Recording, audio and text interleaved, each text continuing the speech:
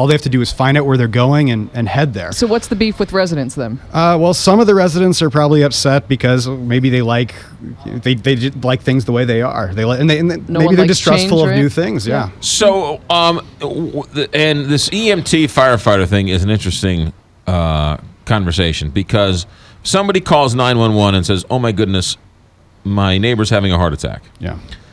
The EMT comes out, but the firefighters also come out. Mm-hmm. So you and a lot of people say, "Hey, why does a fire truck have to go out when there's a heart attack?" Right.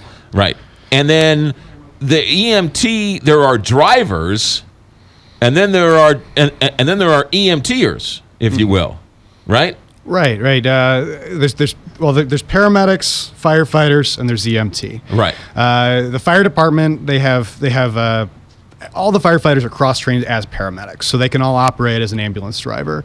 EMT is a slightly less, it's a lower qualification, but in both situations, both with Gateway and with the University City Fire Department, paramedics have the same level of training. So you're getting somebody with the same level of training showing up and helping people out. How much money are they going to save?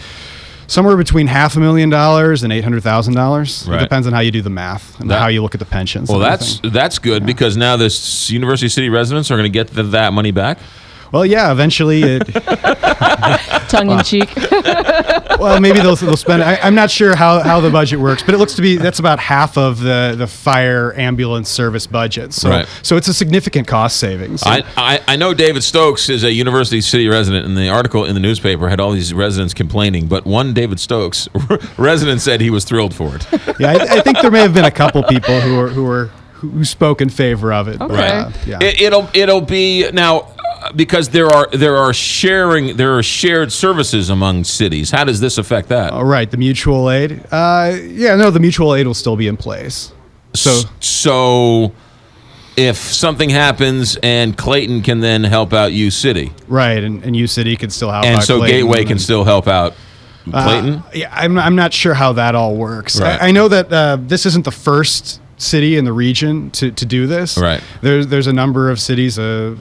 Crestwood is one of them that have private ambulances. Right. And that's been successful? I mean, people... Yeah, it has been successful. Okay. I mean, private ambulances and even private fire protection have been used all over the country. Right. I mean, I've always heard that there's the EMT driver and the paramedic in the back and the police and the it's like you got 7 people for a heart attack. Right. And so the question is, I know you want to save money, but you also want to provide the same level of service. Right. So if there's supposed to be I think if there's a significant loss of life or a big threat of a large emergency, they'll still have more than one service vehicle show up. They can still call the fire department in a pinch for that. But John Wright, Show Me Institute policy researcher here.